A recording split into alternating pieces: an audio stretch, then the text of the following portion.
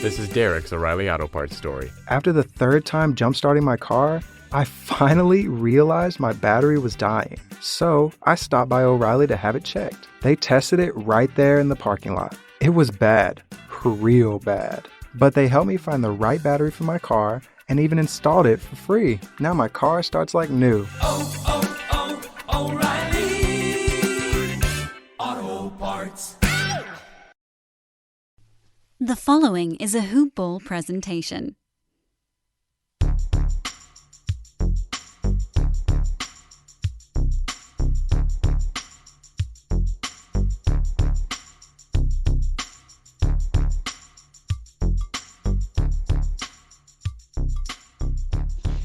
Good morning, Hoop Ballers, and welcome to another edition of Hoop Ball's DFS Today. I am your host, Santino Cacone, for the February 25th edition of this show, and I am joined by my good buddy Mike. How you doing tonight? Doing well, my good friend. Different being in the non-hosting seat, so I'm kind of looking forward to this one. I get to kind of kick my feet up. Yeah, it's going to be a little bit different. I'll be throwing questions more to you quickly and first, but we have a quick one on here. This is for our Thursday slates. Our Thursday slates haven't been too in depth lately. There hasn't been many games. I think 6 is the most, and that's what we have tonight. Another 6-gamer. So we should be fairly quick on this one. We have one game at 7 p.m. Eastern Standard Time, 2 at 7:30, 1 at 8, 1 at 9, 1 at 9:30. No late game, but they're all kind of spread out, a half hour apart pretty much, except for that one time. But I'm looking forward to this one, getting one more show with you. And anything you want to say before we jump on into it? Nah, man. I mean, I like these little 6 games. 5 to 8's my wheelhouse. So that's my preferred slate. So looking forward to this one. Ready to dive into it. Nice. And before we do jump in, I do want to give a quick shout out to our guys over at MyBookie. So they're the only place that I trust to give my NBA related bets, and the one sportsbook guaranteed to give me the best lines out there for all my college bets, my NBA bets, MLB coming up. March Madness is right around the corner as well. And if you know me, you know that I don't give out my stamp of approval that easily. To earn it, you've got to be the best at what you do. And MyBookie is simply the best sports book out there, period. And it's as easy as signing up, enter the promo code HoopBall, get your deposit matched halfway up to $1,000. So head on over to MyBookie if you want to add a little excitement to the sports you love and the games you bet. Again, bet with the best. Bet with MyBookie. And I also want to throw out a shout out to our guys over at Manscaped. To all the ball handlers out there, before you throw on your team's gear, make sure you take care of your below the waist grooming.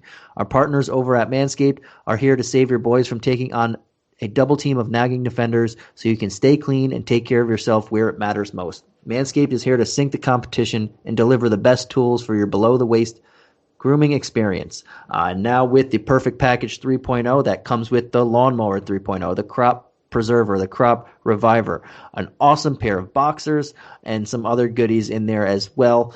You can take care of your downstairs and that below the waist grooming.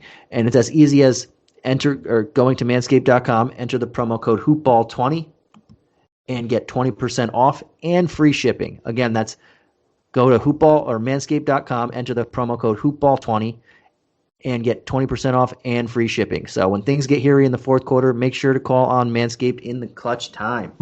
So as we mentioned, it's a 6-game slate. We're going to get right into it. We have the first game of the night on the docket, the Mavericks at the Philadelphia 76ers.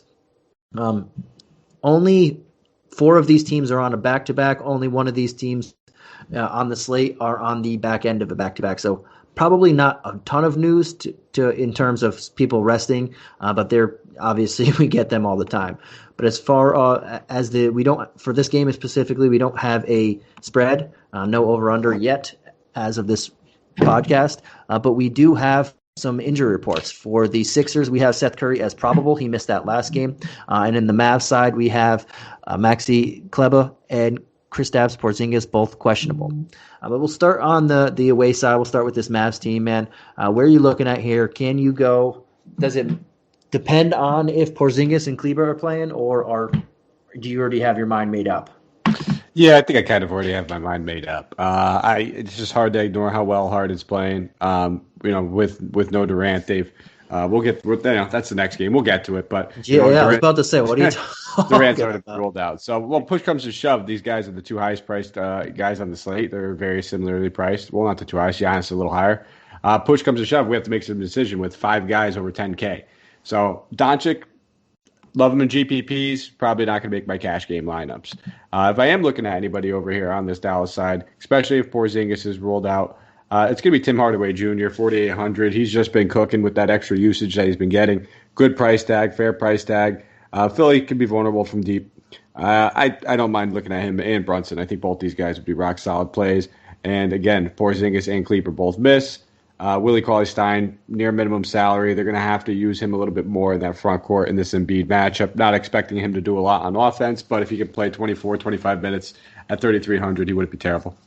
Any interest in a Jay Rich revenge game here?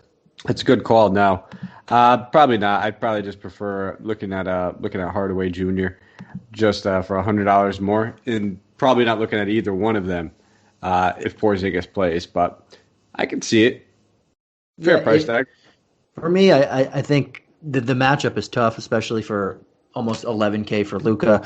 Ben Simmons is one of the better defenders in the league. He's lengthy, he's long, and he's not someone you really want to pay 11K for. Obviously, Luka makes sense in GPPs, like you mentioned, but for cash, he's not the safest of options. Porzingis plays. He has a decent matchup, but he just doesn't look right, so I'm not going to pay 8K for him. If he doesn't play, I think it opens up. If him or Kleber don't play, it opens up value in the front court. You can look at James Johnson again at 3,200. His price didn't move. Dwight Powell's been starting at 3K. If you need to go down there, basement value, he doesn't hurt you even if he puts up 14 points. Willie Cauley-Stein 33. I mean, I'm not comfortable with these guys just because Joel Embiid gets everybody in foul trouble, but if you have to go down there at the bottom basement level price tag, 3K is not bad for Powell, 3.2 for Johnson. I don't mind Hardaway, and I kind of like Jay Rich a little in this matchup for the revenge game narrative. I don't think he's going to get one of the better defenders on the team. He's probably going to get a lot of Seth Curry, and I think he could take advantage of that matchup. And Tim Hardaway Jr. has anytime Luka or Porzingis misses, he always slotted in over the last year and a half since the trade. He's slotted in as the second guy on this team, so I think 48 is a solid price tag for him here as well. But not loving too many guys against the Sixers on this one. But man, if Kleber plays, can you go to him?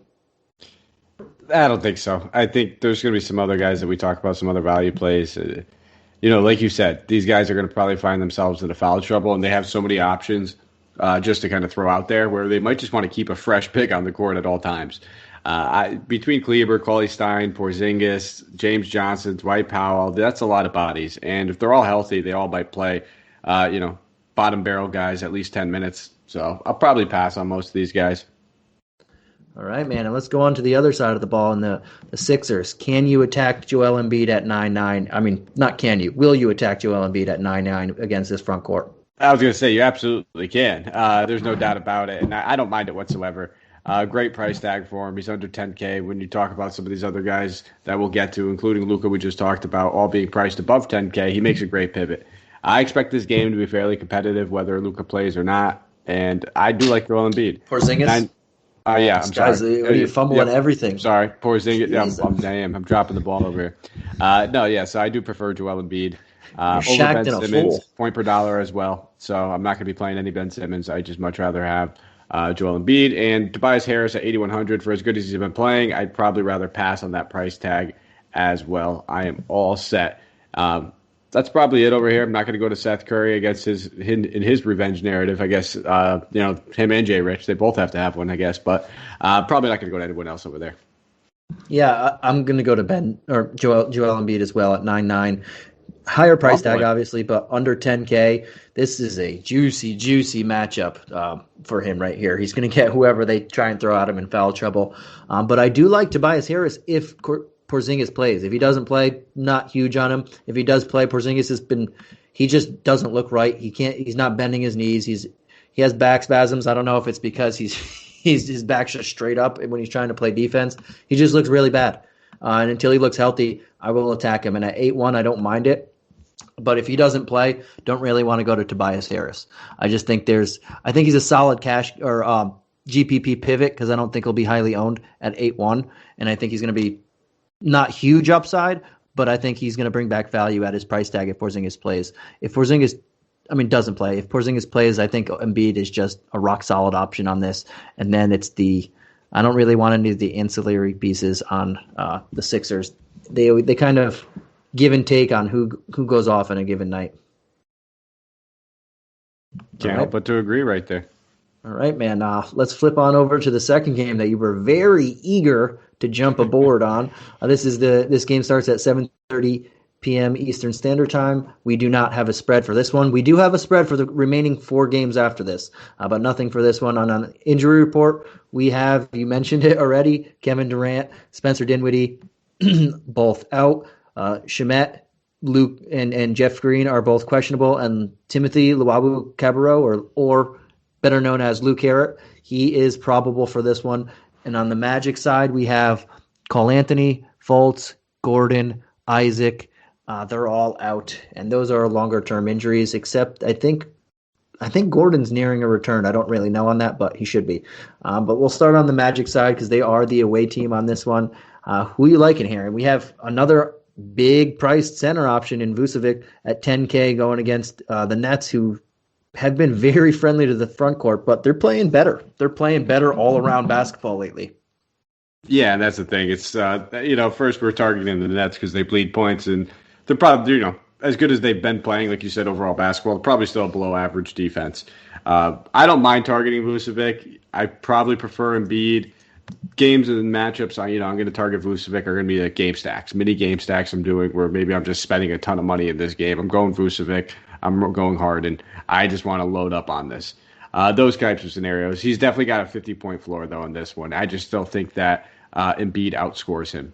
They both have like that 60 to 70-point ceiling in this matchup. In fact, Vucevic, I'm pretty sure he dropped over 70 DK points in this matchup earlier in the season, played 35 minutes, 69.5 DK points, 14 of 22 shooting against them. So, don't mind him. Just still prefer Embiid. Looking at some of these wings, Fournier, Ross, they're both getting priced up. This is a good matchup. Don't get me wrong. Just don't see myself going to those guys. The one guy I could see myself having to share or two of might be Michael Carter-Williams at 5,600. Just knowing he's kind of one of those do-it-all type of point guards who can just stuff the stat sheet defensively, the assists, the rebounds, a lot of those stats. If he scores, it's just the cherry on top. It's the bonus. We're never expecting a whole lot from him. But it's a fair enough price tag for a guy that, if the scoring's there, can easily hit you 35 to 40 DK points. That's probably about it, but I was going to actually ask you a question if you're going to be going to the other front court, the power forward spot at all, between Chuma or Aminu.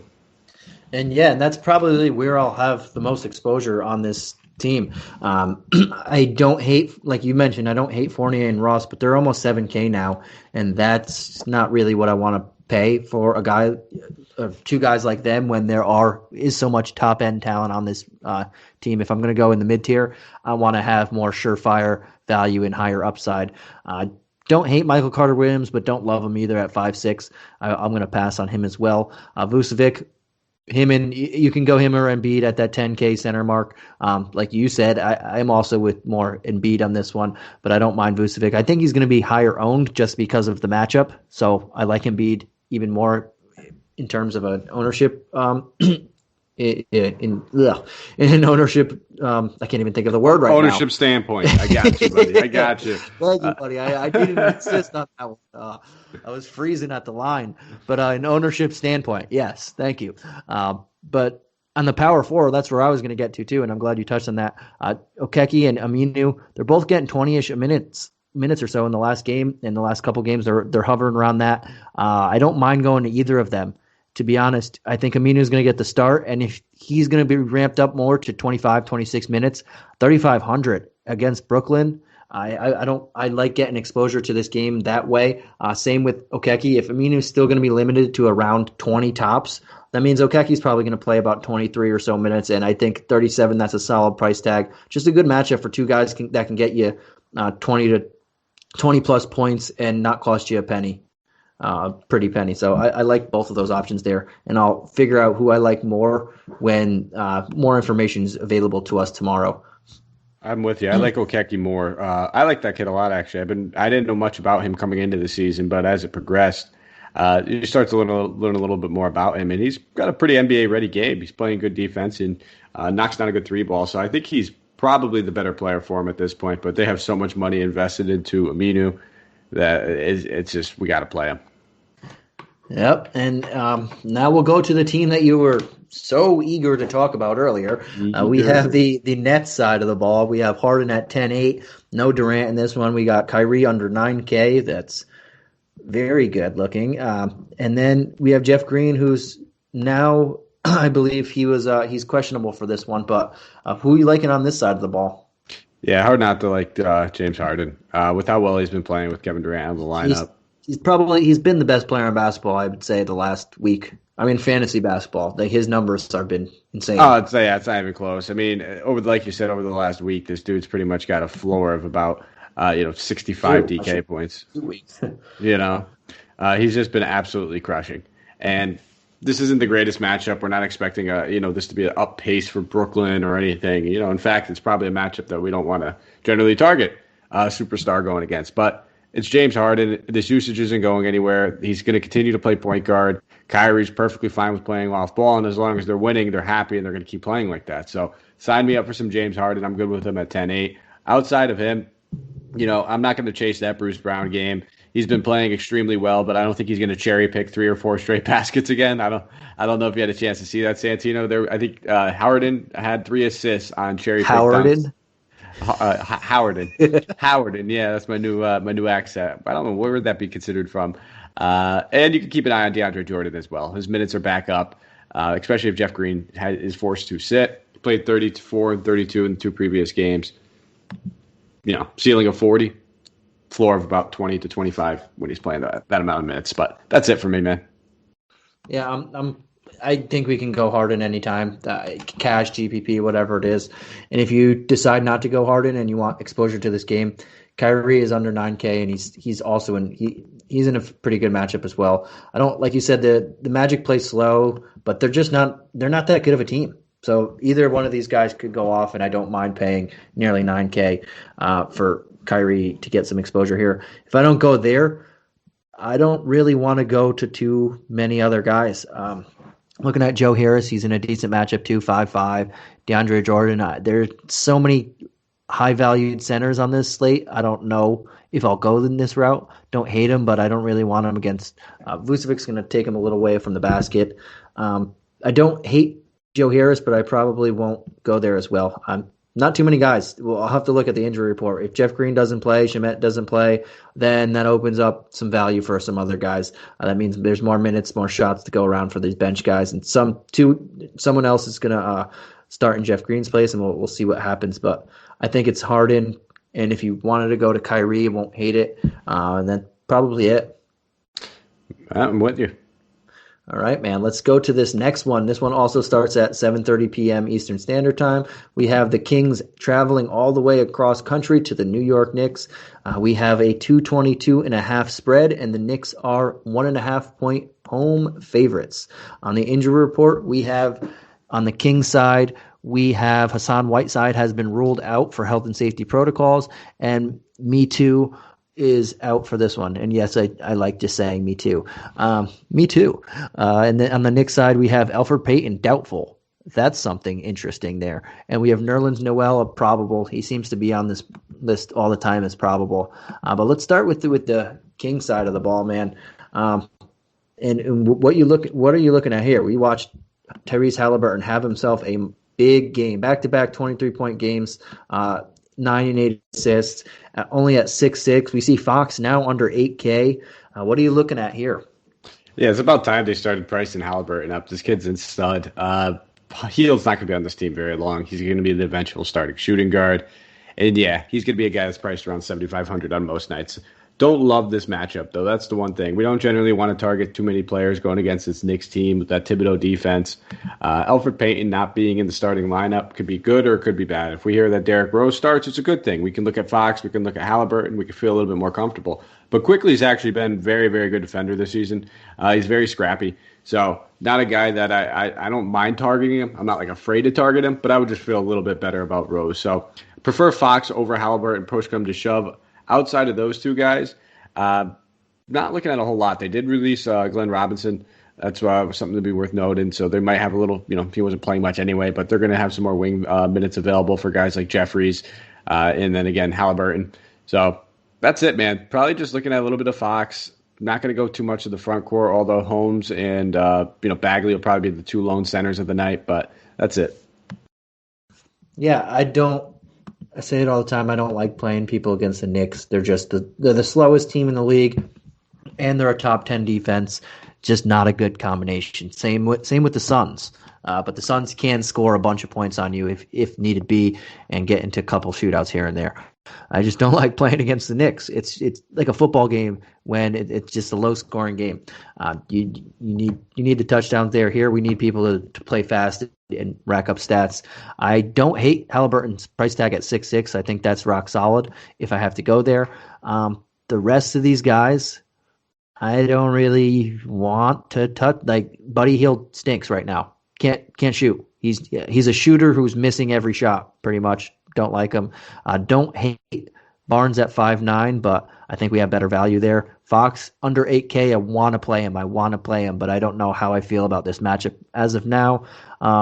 Holmes pretty solid at 5'7". I guess center is the position you can attack, but I'm not in love with attacking anybody on this side of the ball in this game environment. When I get to the next side of the ball, I don't hate it because they're getting a huge pace up and going against pretty much the opposite of them. Bad defense, pace up spot. But this is where you don't love to target people on fair price tags. That said, man, how are you feeling about this other side of the ball? Yeah, I mean, like you said, it's definitely a pace up spot for these Knicks. I love the target shooting guards going against the Kings, but it's kind of hard to do in this matchup. We don't know who's going to play shooting guard. The fact that Elfrid Payton being doubtful helps us a little bit. But between the actual shooting guard position of Alec Burks, R.J. Barrett, Reggie Bullock, Austin Rivers, we don't know who's actually going to get what minutes and which guy we want to target. If Barrett doesn't play like absolute, dog water, he'll stay on the court. It comes down to that. But Tibbs has not been shy with pulling him. If the bench unit's playing well, he's going to bench him. He's sat him in the few fourth quarters recently. So I just can't trust him. As much as I love to target, like shooting guards and, that small forward wing type against these Kings, I just don't love to do it in this spot. If I'm looking anywhere, it's going to be Quickly / Derrick Rose. You can play both these guys with Peyton being doubtful. And then Randall, 9,100. He dropped 50 against his team earlier in the season. It's a good matchup for him. I don't think Bagley, as well as he's been playing very improved defense. Julius Randle's an all-star, so it is what it is. And you mentioned Austin Rivers. He's not in the rotation, so I don't think we have to worry about him getting minutes. I mean, he's only playing a couple. Let me ask you, do you think he gets a couple of minutes, though, if Peyton sits? He'll get a couple extra minutes, but not really much to where I think he's going to steal minutes. And a lot of the people you mentioned, they're fighting over three positions, though: point guard, shooting guard, and small forward, because they're starting Barrett and Bullock at the 2 and 3, and Burks is playing the 2 and 3. Rose is playing the 2-1. If Peyton misses, that helps everybody else. I think everybody else gets a little bit extra minutes, and I like RJ Barrett at 5'5". I think that's a good price tag for a guy who's kind of been struggling. He played 27, 34, 27 minutes. He shot 1 of 9 from the floor last game, but he shot 10 of 20 the game before that. I think we can see a nice bounce back from him in this one. And at 5'5", I don't think you're risking much going there. And he's probably my preferred play of all those guys, depending on who gets the start at point guard. Because if Quickly does get the start at point guard, I'll like him too at 4-1. Very good. If Rose gets the start at point guard, 4-6, that's good too. But I think there's a few plays here that we can look at. I'm not going to go to Noel. I don't hate Randall. I just think there's a lot of very top-end talent, and we'll get to another center later playing one of the worst front courts in the league that you can look at too. Spending down, though, Randall against Marvin Bagley's defense is a very, very good matchup for him too. But I think Barrett will be the guy that I'll gravitate towards the most. I think I want Rose to start if I'm looking at it Quickly too. I want Quickly to come off the bench. He would still probably play 26, 28 minutes. He might even close the game because of his defense. I think that, and we'd probably avoid as much chalky ownership going directly towards the guy because everybody knows his name with how well he's been playing. Young rookie, 4,100. If he starts, he'll probably be like 60% owned on large field GPPs. It's going to be a little wild, but it's going to be hard to avoid, man. All right, man. And with that, let's get over onto this third or fourth game. We're already halfway through the slate already. And we have the next game is the Memphis Grizzlies at the Los Angeles Clippers. The Clippers at the Grizzlies. And we have a 229 over under, and the Clippers are 7.5-point road favorites. On the injury report, we have just Patrick Patterson not playing for the Clippers, and on the Grizzlies, we have Jaren Jackson, Killian Tilly out, and Dylan Brooks as questionable. He missed the last couple games, but now he's questionable for this one. That his availability changes a few things for that team, because he'll push other people to the bench. Well, we don't know exactly who's going to get pushed to the bench, but it could be Clark, it could be Grayson Allen. We'll see. But we'll start on the Clippers side of the ball. If you stop clicking over there, I don't know what you do, but who can you first say 9-3 for Claw, 8-8 for George? Who do you prefer, and can you play anyone else besides these guys? Yes. You could play other people. I should have answered that. The reverse order would have been easier. And I prefer Paul George. So that's kind of my take on it. I prefer Julius Randle actually over both these guys in the previous game with similar price tags, kind of sandwiched right in the middle. But I do prefer Paul George over Kawhi Leonard. And the other guy I think that we could take a look at would be Zubac. He's just been playing very well. Played 26 minutes in the last one. I like this matchup going against Joe Val. I expect him to probably play similar minutes, around 23, 24 minutes. And then when he gets those minutes, even in 18-minute games, we could see him double-double. So I do like Zubac in this one too. Yeah, I think he's a decent value at 4.5. There's not huge upside on him, but I think he makes for a solid cash guy, because if he's going to get 25 minutes or so, he'll put up 25 points. Maybe not 35 plus, maybe the upside isn't there, but he has potential to get to 30. He did that in the last one. I don't know if he repeats, but he has that capability. I like Kawhi a little bit better than George. George had that big game last game, 11 of 17. He's been 6 of 7 from the three. He dropped 30 points. He dropped 34 in the game before that. I think they tend to switch off, and I think Kawhi will draw the better matchup here, depending on if Dylan Brooks plays or not. I think Dylan Brooks is one of the better defenders on the team. If he plays, he's probably going to be matched up with Paul George. Gets him a little bit of trouble, not anything that Paul George can't handle, but that gives me the advantage to go to Kawhi there. If he doesn't play, Grayson Allen, yeah, he's going to be guarding George, and I like George to take a big-time advantage on that. But I don't know if I'll have too much exposure on this side of the ball with them comparatively to the other big price guys that have just fantastic matchups in this on this slate. So we'll see how that goes, but I'm probably not going to go gravitate towards those guys except for rare instances in GPPs where I really want to pivot from the field. But fun fact, fun stat. Zubac is averaging 25 DK points over his last 6 and has 3 games of 30 plus over the last 7. So there's a little cake there. A little cake. Nothing great, but he's there. All right, man.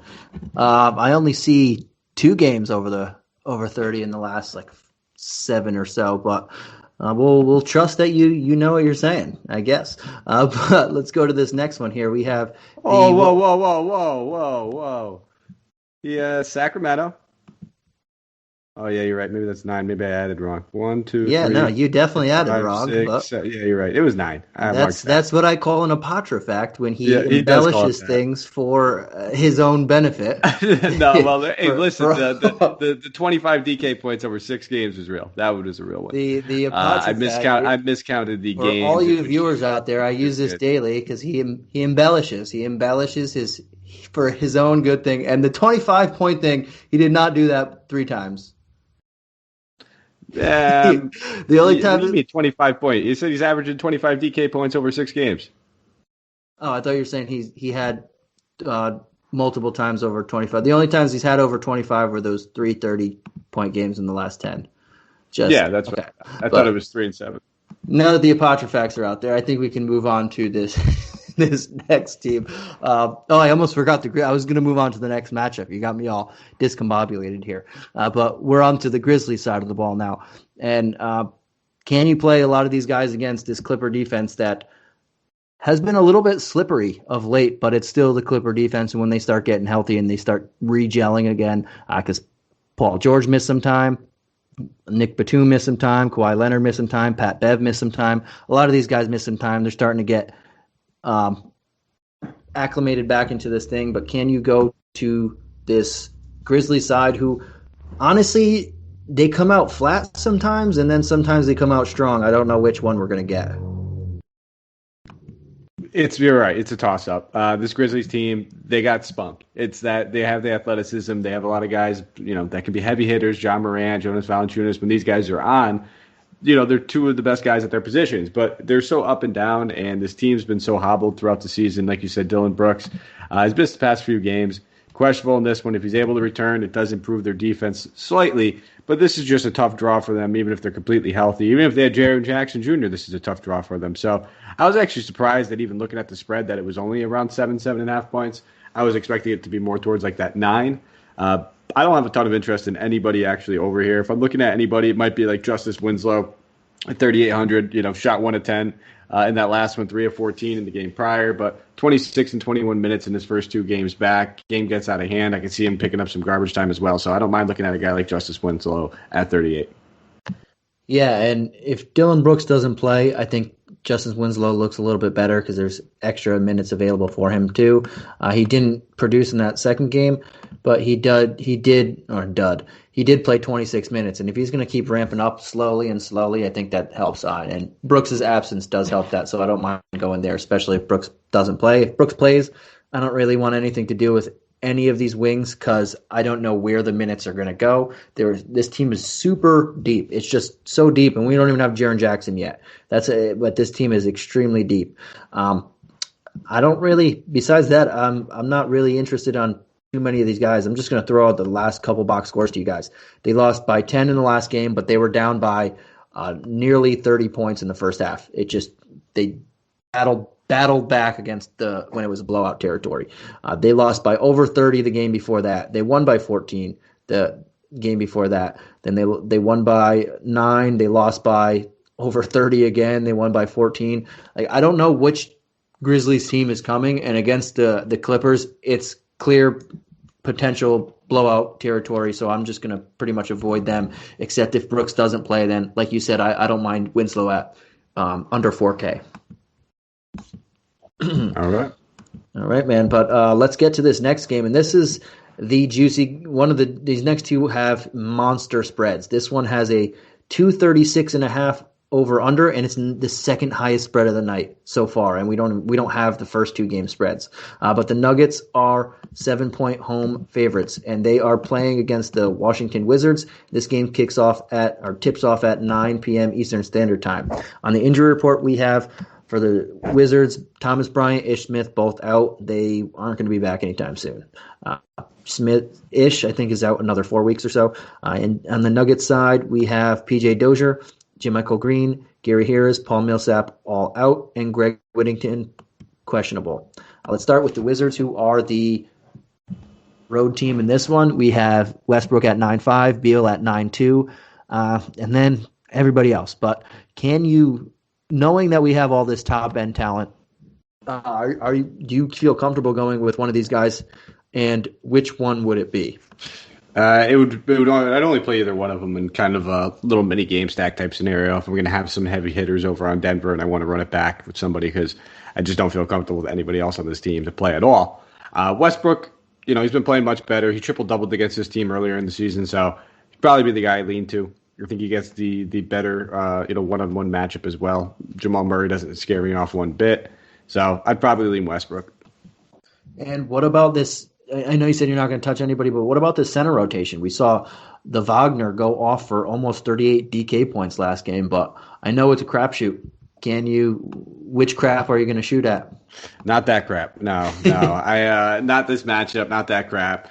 We've seen Wagner get yanked in matchups where he gets toasted. If I'm not mistaken, Maybe I'm wrong.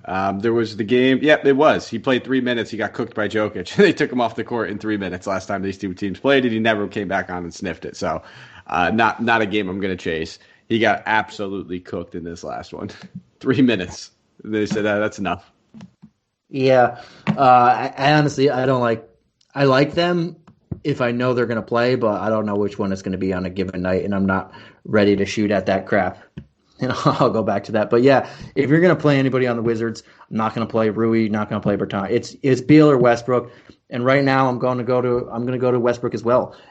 He's putting up near triple doubles, and even when his shot's off, we know that he's going to be rebounding, he's going to be facilitating and getting those popcorn stats, so I can feel comfortable with that. Beal does do that, but not to the degree that Westbrook does. So yeah, that's where I would go there in more game stack scenarios. I do feel more comfortable with the other top end talent out there, but can't hate going there in some capacity. But now we'll go on to the Nuggets side, and we have the other center around that 10K mark with Jokic at 10-4. Does he vault over the first two guys in Vucevic and Embiid, or does he fall to the bottom? And who you liking on this team besides? Obviously, we like Jokic, but who you liking besides him? And answer that first question now that I'm rambling. Answer it now. Answer it now. I mean, Jokic is Jokic. He's in play on every single slate. I'm not going to ever say don't play him. As far as my game scripts are going, I'm finding myself having less Jokic than I am those other two, simply because we have better Denver options and secondary options that we could choose between. So I can go get Embiid, and I can play a Michael Porter Jr. And feel confident, or a Will Barton or Jamal Murray. One of these secondary pieces going against, still getting some taste in this high matchup, high game total environment, and then not have to spend the 10K on Jokic. But raw points, he's got to probably be the best available guy. I just don't know if it comes down to make sense on the game script, and that little savings that we get with these other two guys might be worth it.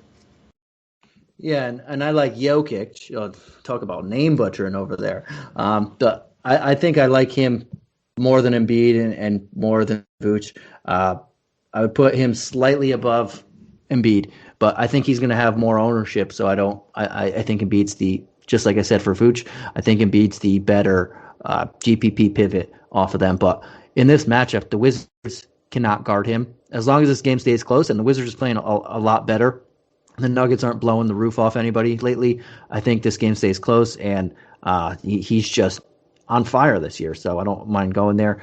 Murray is also in a great spot, but now he's 8-4, and now you have to kind of think about when he was in that high 6 range and that mid 7 or low 7 range, he was doing really good, but now that mid 8 range, on a slate like this, it kind of, I don't know how much exposure I'll have to him. And more balanced lineups, I'll really like him, but we have so many heavy hitters here, it's going to be hard, very, very hard to get to go 8, 9K-ish type of thing for me.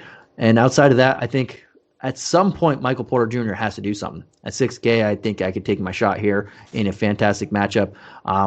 If I'm not going Jokic, and if I'm not going Murray, and then Campazzo at 4-2 is another guy I think is rock solid. He's been playing a very good role in this team. He's been playing 27, 28 minutes the last couple games.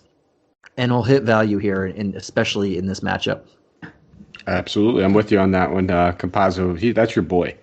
That's such a Santino guy. For those who don't know, you don't know because you don't know Santino probably as well as I do. For as long as I do, he loves those middle-aged European guys that come over at like 27. You're Alexi Shveds, Milo Tesadonic. And now Campazzo, like all these guys that just fall in there. They'll play a year and a half in the league. They'll go back overseas. They'll finish their career over there. Loves them. Absolutely loves them. Couldn't get enough of them. I remember him talking about Dario Saric when the Sixers owned his rights 2 years prior to him coming over. He couldn't wait for him. He was younger, so I don't know if that completely fits the narrative. But if they come from Europe, he loves them. That's not an apocryphal fact either. That's a 100% fact. I love these guys, and I love his nickname. Fuck you. that I just I don't know if we made can up. say that on air. I don't know if that. I said Faku. Well, if you don't hear Faku. Santino on next Wednesday's show, we know exactly why. And if you don't hear us Faku, again, dude. we're getting pulled. Faku, just play him. I think he's a rock solid thing. As long as Gary Harris is out, we can go to him. Monte Morris is another solid option, but I think Faku is cheaper and I think he's a better player. And this dude's scrappy, and I love everything you mentioned. I like people, that middle-aged guys that come over. They play scrappy and they know what they're doing. They will fight you to the death if they have to, even if they're not as talented as you. And that's what I like about them. But I digress. Let's get on over to this last game of the night. And before I do that, I do want to shout out a couple things. I want to shout out the DFS pass, guys. If you're not in on the DFS pass yet, we still have a lot of season left. We just got the second half of the season schedule, so that's a big one. A lot of 2 teams playing 40 games in the second half, a couple others playing 38, 37. We have a lot of games here for you, and you get all of our articles and all of our stuff on the site. But the best thing I can tell you guys that you will get is the stuff on Discord. And with all the late game and breaking news and all this who's in, who's out, where does this players – where does the value shift after we do these podcasts and all this stuff? The Discord is where you're going to find that. And it's been fantastic. And it's every night. Every night we'll have someone on there answering questions, helping you with whatever you need, even if they're hypotheticals, whatever, whether it's cash, GPP, and so on and so forth. But it is only $1.99 per month. And for the price of a cup of I was going to say Dunkin' Donuts, but not everybody has Dunkin' Donuts. For the price of anyway. Oh yeah, I don't even want to get him started on his coffee stuff. But for the price of a cheap, bad cup of coffee, according to Mr. Apatria, that's all it is for getting some rock solid advice here. But let's go on to this last game of the night, man. And it is the highest spread that we have, and I'm assuming it's going to be the highest spread even when we get the first 2 games. But this is the Pelicans at the Bucks. And we have a 240 over under. That's one of the biggest I've seen all year. Like that's a massive over under. 10 years ago, if you saw 240, you would have thought it was a joke. Like, All-Star game. That's what you think. You think this was the All-Star game. When you rub your eyes, like, I think they just I think they meant a 1 with that, where that 4 was. But 240 over under, and the Bucks are 9-point home favorites in this one. We'll start. Oh, I almost forgot the injury report. So I mentioned that there are a few teams on a back-to-back. I forgot to say that before. The Kings, Clippers, Grizzlies are all on the front end of a back-to-back, and the Pelicans are the only team on the back end of a back-to-back. We don't have an injury report for them. Something that we'll keep an eye on out for if they're going to rest anybody or so on and so forth. They haven't really done that much, but I know Steven Adams, as tough as he is, he was banged up a little bit coming into the last couple games, so maybe look out for that. But the Bucks do have an injury report, and we have Jalen Adams out for health and safety protocols. Bobby Portis probable, Jordan Nwora out, and Drew Holiday doubtful. I think he got upgraded to questionable after the official injury report, so that's something to keep an eye on out for. But I'm not 100% positive on that one. But let's start with the Pelican side of the ball, man. Zion, Giannis head-to-head. Whoa, but who are you liking on this side of the ball against this Buck squad? Yeah, it's tough because, we talk about it all the time when we do shows together, Santino. And what's the one way we want to beat the Bucks? 3-point shooting. We're not out of this yet. We just got to hit our free throws. Yeah. It's generally 3-point shooting. That's their weak point. That's where you could attack them. And the Pelicans, what do they suck at? It just happens to be 3-point shooting.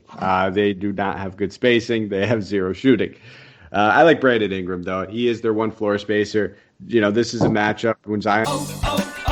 O'Reilly. This is Derek's O'Reilly Auto Parts story. After the 3rd time jump-starting my car, I finally realized my battery was dying. So I stopped by O'Reilly to have it checked. They tested it right there in the parking lot. It was bad, real bad. But they helped me find the right battery for my car and even installed it for free. Now my car starts like new. O'Reilly Auto Parts. wasn't playing last season, that we would see Ingram draw that Giannis coverage. Well, we don't have to worry about that anymore because they have a wrecking ball named Zion Williamson who can go coast to coast and do Giannis-like things. So I expect those two guys to be a handful for each other. I will look at Ingram at 7,900. I think that's a fair price tag. He should have 20-plus shot attempts in this one. He's going to have to shoot. I don't mind looking at Josh Hart. And then I actually hope Steven Adams plays, but I like Hernan Gomez more anyway. That's the guy that I would look at regardless. If Adams plays, it'll probably be Hernan Gomez is probably going to see a 20 to 25 minute role regardless in this type of matchup. So I just much rather see it come in the bench unit. Either way, if he starts, he's going to be a little bit chalkier. And before I start, I have to say, put some respect on Lonzo's name, the one floor spacer. My man Lonzo is shooting 39% from the three-point line on almost 8 shots a game. Where is the respect, Mr. Apatria? He's improved. No, he's definitely much improved. I've talked about it throughout the year. I give him his credit. Him and Zach LaVine. I said it, time and time again. They're the only two guys. I want to say the only two guys. Two of the guys that I've seen such a turnaround from completely just broken jump shots. Guys that they couldn't do this. They'll never have it. And now are top tier shooters. And then you look at other guys like John Wall and Westbrook. What's going on? You guys a little bit higher pedigree as well, kind of expecting a little bit more from you. But nonetheless, you can look at him in this one. He is a spacer, I guess. He is a spacer. And if Drew Holiday is forced to sit, that he would have definitely a positive matchup. If Holiday plays, though, I think he's definitely eliminated for me. But you might be talking me onto him a little bit with your 39% stat over there. That makes sense. Yeah, no, especially if Drew Holiday doesn't play, and I'm looking again, he is currently still listed as doubtful. So I am on I'm going Alonzo heavily in this one. Especially if as long as we don't have news that Drew is playing, because he is one of the best perimeter defenders in the league, and just so underrated that people keep overlooking on him. But Lonzo is the premier. Weird to say, is the biggest floor spacer on this team right now, and I like him, especially if Bryn Forbes or DJ Augustine or DiVincenzo, any of these guys are trying to check him. Don't mind going to Ingram under 8K finally. He just doesn't look as aggressive. That's the only thing that's bothering me with him. I know he took over 20 shots the last 2 games, and starting to see a little bit more aggression, and I like that. But I'm not seeing many rebounds from him. I'm not seeing the facilitating and all-around all-star play that he was doing last year. So it's kind of alarming to me. So I don't know how much I'll pay near 8K for, but I don't mind taking shots as well because he also can shoot. Those are the 2 guys I'm most interested in. And the Steven Adams news is going to be big because Willie H at 45, if he doesn't play especially, just gets a good matchup, and he's going to play a lot more. So Brook Lopez also looks like another guy who's lost the step. But he looks like he's cemented into the ground. Like one of those, like you're just walking in New York, you're looking at your phone, you're not paying attention, and before you look up and you're sitting in wet cement, construction workers are all pissed off at you. Oh, dude, that's one of the better jokes you've said in a while, and I got to give it to you. Got to give you your props. I like that one. But before we move on to the next team, I do want to ask, how do you feel about Bledsoe and going against his former team that he played a few years on, and they just couldn't get over the hump? Do you like him at 4.8? I don't. I love narratives. I do love narratives. Yeah, there's so many good. I know you love your narratives. I do. That's why I keep throwing them at you. I'll find the weirdest narrative sometimes. It's someone's third cousin's birthday today, and they flew in from Iceland, and I'll find some weird narratives. I like this one. I don't expect big minutes from him. Maybe if this, the high total game gets out of hand. This is one of those types of games where anybody could get into foul trouble. They're going to be playing quick. They're going to be playing extremely quick, especially this Pelicans team playing at up and pace going against the Bucks. So you don't say. With a 240 spread, I would have. Yeah, I don't know. They're probably going to slog down the courts. Yeah, it's not the Knicks. It's definitely not the Knicks. No, I don't think I have too much blood. So not yet, at least. Maybe my opinion changes as some news comes out and things change, but I doubt it. All right, man. And let's go to the next team, the last team of the night, the Milwaukee Bucks. I don't know why I said it like that, but I really wanted to do it. Now I feel like I'm sounding like Jim Rome. Stop. But how you feeling about the Bucks side of the ball? We got the big Giannis who's playing. I don't even have words right now, but he's playing fantastic. He's the highest guy on the slate. Can you go to him in this matchup against the I've said it since he's come into the league, and maybe Steven Adams is stronger, but I honestly don't know a guy stronger than this kid, Zion Williamson. He's still a teenager. But I digress. Who you like on the Bucks side of the ball? Yeah, before you just start talking about Zion's muscles for 25 minutes, which And I will. I know you could, you really could. He's defined. Giannis, 11K. It's again, there's so many priced up guys. Yeah, eventually we have to eliminate these guys. Some of them. When we're talking about your cash games, your single entries, when push comes to shove, does he make the cut for you? It's going to come down to your game script, and it sounds like a cop out, and it sounds like the easy way out, but it's not. I mean, if you're spending up 11K on any player, you want to have full confidence that game's playing 4 quarters. And if you have full confidence going to play 4 quarters and stay close, you're going to want to run it back with some bodies on the other side. It's that easy. So it really depends on how you feel about this game as a total. Same thing with that Washington-Denver game. Same thing with the Memphis-LA game. These last 3 games, they have a lot of guys that we could pay up on. It's just how confident are you in this game staying close? I mean, we could even argue that with Harden Orlando, the Orlando team that's shattered into pieces right now. There's a lot of guys that, are a little risky to spend up on, but we're going to. We have to. That kind of falls into place while we were talking about Embiid before and, him being under 10K and in a rock-solid matchup in a game that should stay close. And there you go. That's kind of how my builds are coming. So, yes, long story short, Giannis is in play, but I prefer guys like Middleton, DiVincenzo, some of these ancillary pieces. I could go to maybe like a guy like DJ Augustine again. I don't feel crazy confident in it. But, if Drew Holiday sits out and he's still going to play that mid-20s minutes, he's about a point per minute type guy, and he'd probably be looking at about 20 to 25 points. Check that. I really wanted to say that when you said something. I forgot what you said, though. Now that I got the Jim Rome in my head. You know that Santino was listening to none of that. He was just thinking, like, wait to finish. He's saying, no, you that, said check something, that, check that, and then you said something, and then you said something else that was very close. I'll have to listen on the playback, but ever since then, I forgot what you said because all I wanted to say is, you should have said, check that, and then went there, but I'm coming back to the slate now. I forgot what you said in the end because I really did do what you said. I played in my head, I should have said, check that. And I had it in my head what I was going to tell you, but then I forgot. But yeah, I think in the same vein with Giannis, I think I would, if you're going to go to him, I prefer him more than Luka. I think him and Harden, him and Jokic all have are in that same vein, and Embiid, I prefer him more than Vooch, and that's the people over 10K-ish. But I don't know how comfortable I am to say that this game is going to stay super competitive all 4 quarters. In that same vein, I think Chris Middleton's pretty safe at 8-2. He's playing 30 minutes regardless. Giannis doesn't always do that, but you look at the game, the minutes for Chris Middleton, and he's just always playing 30-ish minutes, mid-30s minutes, maybe even more. And I think 8-2, this is a really solid price tag for him. We mentioned Brandon Ingram is not playing the same way he did last year. Chris Middleton, a lot of was probably has a chip on his shoulder right now. But I like going Middleton here at a lesser price tag in this environment, especially if you think it's going to be a closer game. We also don't have Drew Holiday. But, I shouldn't say we don't. We probably won't have Holiday. He's still doubtful.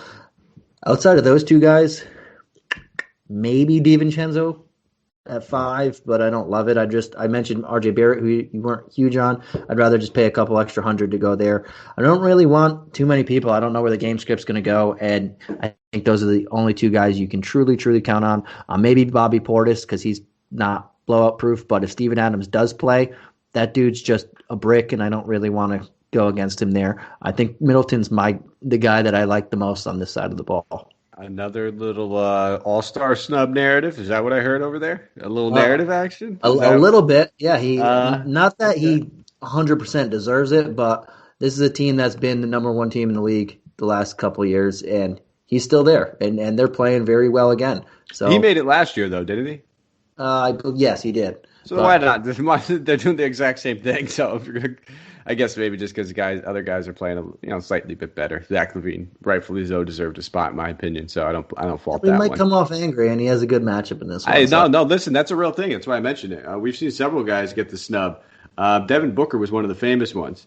I think it was 2 years ago when he had his first All-Star appearance was last season, I believe. It was 2 years ago. He got snubbed, and he probably deserved one. And he was pretty ticked. He went on a nice little torrent run. So Not everybody has that same kind of fiery, passion. I don't know if Middleton's the same kind of dude as Devin Booker, but that is a real narrative. So keep an eye on those guys that did get that snub. So they have, like you said, they have a point to prove. And before we go, I do want to ask. We haven't done it in a little bit, but I will throw. We have a lot of high-priced guys. There's a lot of different options there, but let's go in the mid-tier.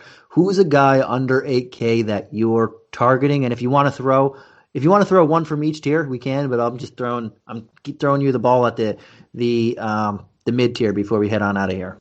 Okay, so on the spot, under 8K. Yeah, I put you on. I'll ramble for a second. Yeah, no, so no, we you're can go good, from you're 8K to 5K, keep rambling. looking at who you like. So it's funny you say that because under 8K, I mean, we talked about a couple of these guys. I do like Ingram a little bit, but, if I had to say one guy that I could see myself having a fair amount of ownership in, not just on a game script type scenario, it would probably be a guy like Michael Porter Jr. at 6K. I just like his floor. He scored at least 30 points in 3 out of the last 4 games. That's DK points, that is. We know Michael Porter Jr.'s upside. This is a fantastic matchup. Rui Hachimura is probably going to get cooked. So, no Paul Millsap. There's a lot of things that go towards him. So under 6 or under 8K, we'll go there. And if we want to go, I guess even lower than that, if we want to keep going down to some of the value plays that we talked about, we don't have a ton of it just like glaring off the page. I wanted to just say the easy cop out be quickly, but I'll go my man Zubac. I do have some confidence in Zubac. So 4,500, I like him. Right, and yeah, I don't really. Not going to play many people in that 7K range. I just don't really like it. I'm close to with you on the lower 6K guys. I like Michael Porter Jr. So you said him. I'll go with the pivot and the guy I just mentioned, Lonzo Ball, 6'3". Really like him there. If we're going slightly lower, I like Barrett at 5'5", and in the value type tier, I like Fuck You. I think he's in a rock solid spot. Just wanted to say it one more time. You just had to get it out one more time. Close maybe you got me. Maybe you got me. But Fuck You. I just wanted to say it one more time. Fuck You can. All right. I'll close this out here before we get banned. He's pulling the plug. All right. I get it. But anything else you want to say before we head on out of here? I don't think we should, man. We're probably already getting everything stripped. No, it's a podcast. We could get away with a little bit more than if we were on actual radio waves. You got lucky there. We'd have to be FM or what's it? Radio. I just said his name. No, what's the satellite? We'd have to be satellite radio. That's the only way we'd be able to get away with it. XM. Podcast, XM radio. There we go. You got it. I said FM. FM. I'm old. I don't know that stuff. AM and FM is all I grew up with. You youngins with your XM and your all this other gadgets, your iPods. Oh, God, man. Yeah, we're going to head on out of here. But if you want to give us a rate review on whatever you listen to, I heard Podbeam. I guess I'm old now because I'm just throwing that one out there. I never heard of that before the other day. And Apple Podcast, Spotify. I might have made that one up, man. I really don't even know. Okay, you might have made that one up. I was like, I never heard of that. I heard of it somewhere. I just started saying it. Maybe I honestly I don't know, but you could listen. Give us wherever you're listening. Give us a rate review. Tell us what you like, what you don't like, where we can improve, what you want us to continue doing, and give us a follow on Twitter on all of our hoopball accounts and Mike's account at Mike Apatria, my account at Santino Cacone. We're both very, very creative with our names on that. If you can't tell, but I think this was a good show. We did our 6 teams under an hour and. Good luck tomorrow. I believe tomorrow's show will have Brenton and Dave, and I'll be on the Discord tomorrow. So we'll see you guys again, and have a good night.